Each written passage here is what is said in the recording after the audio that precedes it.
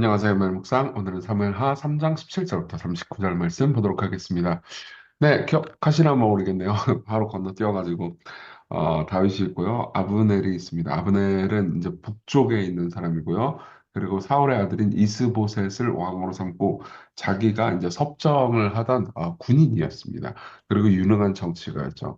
근데 이제 아브넬이랑 이스보셋이랑 싸운 거예요. 예, 아브넬이 사실 상당히 교만했습니다. 왜냐하면은 이스보셋의 아버지 사울의 첩과 이제 간음을 했거든요. 그러니까 이제 아버지 자기 입장에서는 이제 직계는 아니지만 어머니하고 간음을 한 거잖아요. 그러니까 이제 굉장히 기분이 나빴겠죠. 그래서 뭐라고 하니까 이제 아브넬이 열받아가지고 이 북쪽에 있는 모든 이스보셋의 나라를 통째로 다윗에게 넘겨버리겠다라고 마음을 먹습니다. 자, 그리고 그 이후에 어떻게 된지 봅시다. 아브넬이 이스라엘 장로들에게 말하여 이르되 너희가 여러 번 다윗을 너희의 임금으로 세우기를 구하였으니 이제 그대로 하라. 여호와께서 이미 다윗에 대하여 말씀하시기를 내가 내 종 다윗의 손으로 내 백성 이스라엘을 구원하여 블레셋 사람의 손과 모든 대적의 손에서 벗어나게 하리라 하셨음이니라 하고 이미 알고 있었어요. 예.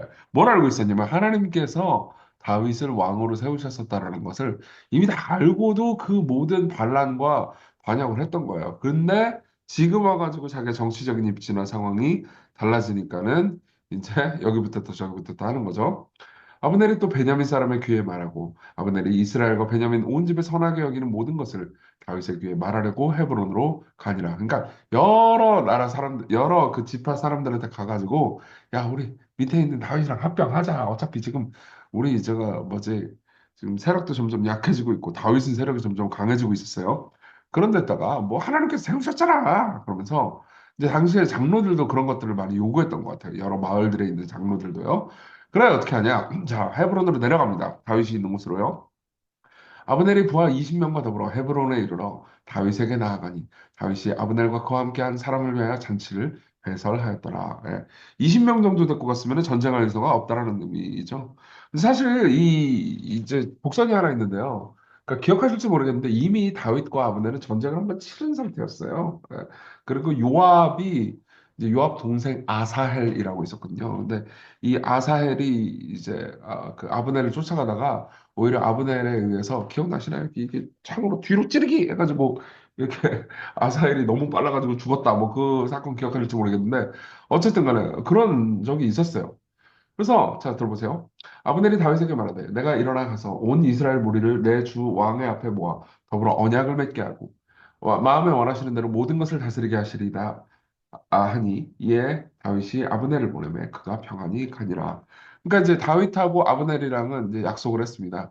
이제 우리 합병합시다. 그리고 합병하는데 제가 북쪽에 있는 사람들 마음 다 돌려놓고 정치적으로 모든 거 해결할게요. 우리 전쟁으로 합병하고 그러지 맙시다. 피 흘리지 맙시다. 이렇게 한 거죠. 타인 입장에서는 아니, 백성들을 아끼는 데다가 또 피 흘리면서 이게 계속해서 이 나라가 두 동강 나눠지는 것보다는 정치적으로 이렇게 대화를 하면서 해결하는 게 좋잖아요. 그래서 좋다 했어요. 다윗의 신복들과 요압이 적군을 치고 크게 노력한 물건을 가지고 돌아오니 아브넬은 이미 보냄을 받아 평안히 갔고 다윗과 함께 헤브론에 있지 아니한 때라. 근데 그 상황에서 이제 요압 다윗의 부하죠. 다윗의 부하 요압은 이제 딴 데 가가지고 전쟁하고 돌아온 상태였던 거예요. 그럼 보니까는 아브넬이랑 이제 이 우리 왕 이제 다윗이랑 이미 약속을 다 했어. 그래서 합병하기로 한 거예요. 근데 요압은 화가 납니다. 왜냐하면 이 아브넬이 자기 동생을 죽인 적이 있잖아요. 그런 데다가 요압 입장에서는 이 아브넬이랑 다윗이랑 자연스럽게 합병을 하면 다윗의 밑에 이인자가 아브넬이 될 수도 있잖아요. 그렇죠? 근데 요압 입장에서는 당연히 그게 싫죠. 지가 이 이인자가 돼야 되는데. 그래서 어떻게 했냐? 요압 및 요압과 함께한 모든 군사가 돌아오매 어떤 사람이 요압에게 말하여 이르되 내래 아들 아브넬이 왕에게 왔더니 왕이 보내매 그가 평안히 갔나이다 하니 요압이 왕에게 나아가 이르되 어찌하심이니까 아브넬이 왕에게 나아갔거늘 어찌하여 그를 보내 잘 가게 하셨나이까? 왕도 아시려니와 내래 아들 아브넬에 온 것은 왕을 속임이라. 그가 왕이 출입하는 것을 알고 왕이 하시는 모든 것을 알려 함이니이다 하고 스파이지를 하러 온 겁니다. 왜 그를 그냥 돌려버렸어요? 죽여버렸어야죠. 라고 이제 항의를 합니다. 이때부터 또 우리는 요압의 교만도 있죠. 교만도 볼 수 있죠. 나중에 여러분들이 보시겠지만요. 이 요압이 하여튼 문제 많이 일으킵니다. 그런데다가 결국 다윗이 죽을 때요. 솔로몬은 자기 이제 뒤를 이어가지고 왕이 될 솔로몬한테 저 요압 꼭 처리해라라고 유언을 남기기까지 해요. 자, 근데 어쨌든 간에 저기 뭐지? 26절. 이에 요압이 다윗에게 나와 전령들을 보내 아브넬을 쫓아가게 하였더니 시라 우물가에서 그를 데리고 돌아왔으나 다윗은 알지 못하더라. 그래놓고 요압은 진짜 주제넘은 짓을 합니다. 어떻게 했느냐? 다윗 자기 왕에게 알리지도 않고 부하를 보내요. 암살자를 보냅니다. 그리고 나서 아브넬이 헤브론으로 돌아오매 요압이 더불어 조용히 말하려는 듯이 그를 데리고 성문 안으로 들어가 거기서 배를 찔러 죽이니 이는 자기의 동생 아사엘의 피로 말미암음이더라. 그러니까 자기 동생 아사엘 복수하려고 아브넬을 죽여버리는 거죠. 그 후에 다윗이 듣고 이르되 내래 아들 아브넬의 피에 대하여 나와 내 나라는 여호와 앞에 영원히 무죄하니 그 피가 요압의 머리와 그의 아버지의 온 집으로 돌아갈지어다. 또 요압의 집에서 백닥병자나 나병원자나 지팡이를 의지하는 자나 칼에 죽는 자나 양식이 떨어진 자가 끊어지지 아니할지로다 하니라. 저주를 내버립니다. 근데 이게 꼭 했었어야 하는 일이기도 했어요. 왜냐하면은 지금 잘못하면은 평화롭게 이 나라를 회복하려고 하는 아브넬을 다윗이 사실 이렇게 오케이, 우리 합방하자라고 해놓고선 몰래 암살한 다윗이 이제 음모를 꾸민 것처럼 볼 수 있단 말이에요. 그러면 이때부터 북쪽이랑 남쪽이랑 전쟁하는 거예요. 전쟁하면 어떻게 되죠? 정말 많은 사람들이 죽게 됩니다. 그리고 사실 진짜 다윗이 잘못한 게 없잖아요. 그래서 자기가 잘못한 게 없다는 것을 이야기하고 요압을 저주해버립니다. 예. 물론 이제 요압 입장에서는 기분이 더럽게 나빴겠죠. 그래도 요압이 생각할 때 다윗이 왕이니까 이제 뭐라고 못할 거예요. 그래서 요압과 그의 동생 아비새가 아브넬을 죽인 것은 그가 기브온 전쟁에서 자기 동생 아사야를 죽인 까닭이었더라. 다윗이 요압과 및 자기 함께 있는 모든 백성에게 이르되 너희는 옷을 찢고 굵은 배를 띠고 아브넬 앞에서 애도하라 하니라. 예, 요압도 같이 애도하라고 한 거예요. 그러니까 요압은 기분 나빴겠지만 백성들 입장에서는 다윗이 진짜 이 아브넬을 암살한 게 아니구나라는 것을 진정성을 확인할 수 있는 순간이었겠죠.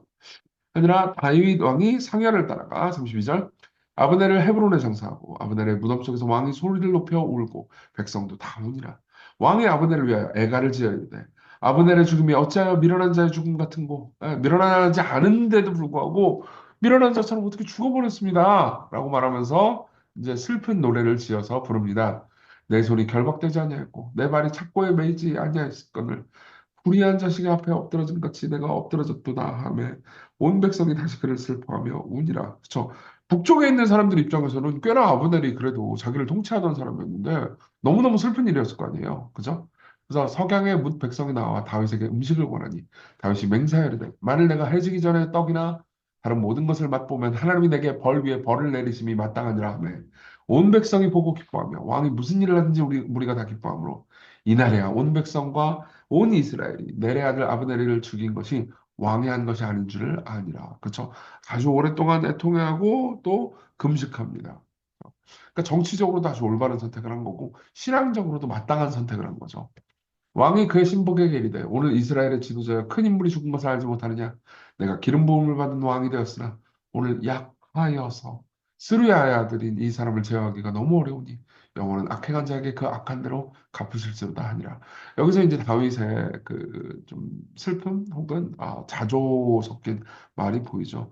스루야의 아들 요압, 이 녀석 통제가 안 돼요. 내 미치긴 하지만 그럴 수 있죠. 그리고 그 모든 것 가운데서 다윗은 자기의 약함을 드러냅니다. 내가 유약하다. 이 모든 걸 다 통제할 수 없다. 너무 고통스럽다. 하고 이야기가 끝나는 거죠. 자, 여기까지 우리 내용 봤고요. 어쨌든 그 이후에 이제 결국 나라가 합병되긴 하는데, 그럼에도 불구하고 그 과정 중에서 우리가 각 인물들을 통해서 배울 수 있는 게 있습니다. 내용 볼게요. 첫 번째로 하나님의 주권을 신뢰해야 된다. 부터 시작해보죠. 아브넬은 어떨까요? 아브넬은 지 맘대로 자기가 나라를 원하는 대로 바꿀 수 있다고 생각해요. 원래 자기가 생각할 때 힘이 센 때는 하나님께서 다윗을 왕으로 세우신 것을 알매도 불구하고 쿠데타를 일으켰죠. 근데 자기가 힘이 좀 약해지고 정치적으로 좀 수세에 몰린다. 그러니까 어떻게 해요?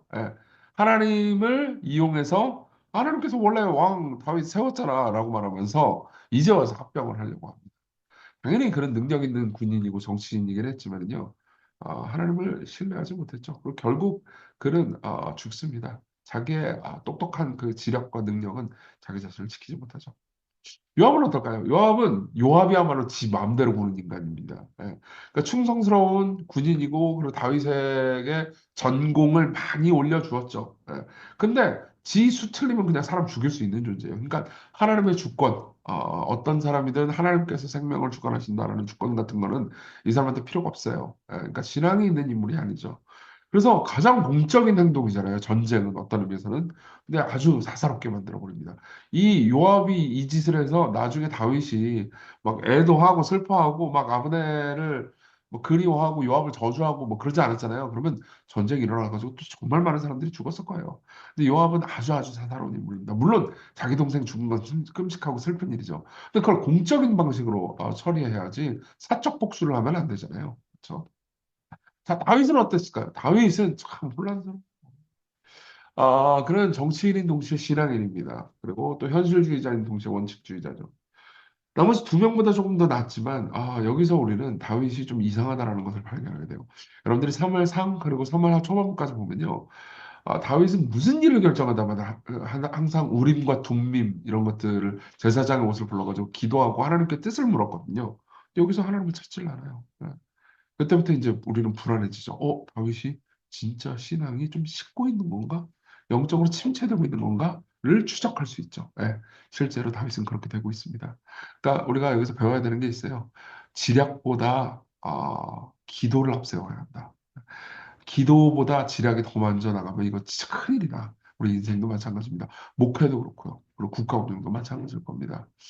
두 번째로는요, 무죄한 메시아를 보는 거죠. 다윗이 계속해서 하는 말이 뭐냐면은 자기가 무죄하다.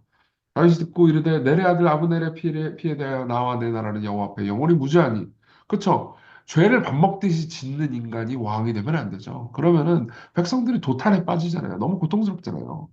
그래서 다윗은 죄 없는 피에 대해서 무죄한 왕이지만 또 동시에 죄인들의 피에 둘러싸여 있죠. 아브넬의 피와 아사엘의 피. 예. 다윗은 이 모든 피와 무관하다고 선언하지만 그 피들은 그의 왕국 주변을 흐르죠. 이거는 먼 미래에 완전히 우리를 용서하실 예수 그리스도를 생각나게 하지 않습니까? 그분은 이 땅에서 아무런 잘못도 하지 않으셨습니다.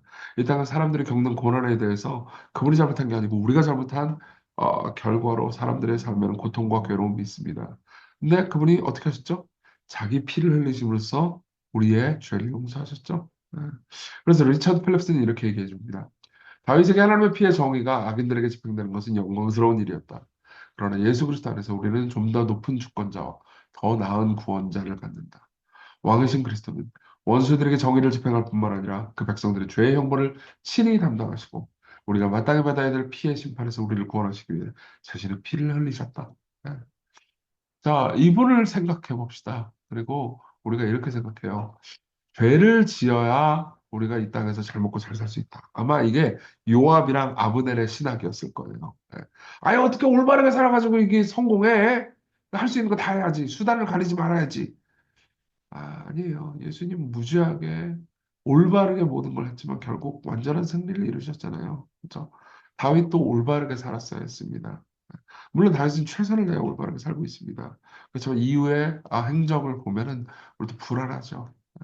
여러분, 신자는 항상 이렇게 흔들리는 존재인 것 같아요. 그래서 제가 여러분들에게 드리고 싶은 말씀은 죄 안 지어도 손해 안 보고 하나님께서 은혜로 여러분들을 보호하실 것, 그 길이 있다. 염려하지 말고 그분을 따르고 순종하자. 이걸 말씀드리고 싶습니다. 우리 같이 기도해요. 인간의 전략보다 하나님의 지혜를 구하게 하시고 또 우리의 약함을 주께 드리오니 기도보다 지략을 앞세우지 않게 하옵소서. 네. 그리고 또 죄를 지어야 성공할 거라는 유혹에 휩쓸리지 않고 무지하게 우리 구원을 완성하신 예수님을 보면서 오늘 하루 신실하게 순종하며 살게 해달라고 우리 같이 기도하겠습니다.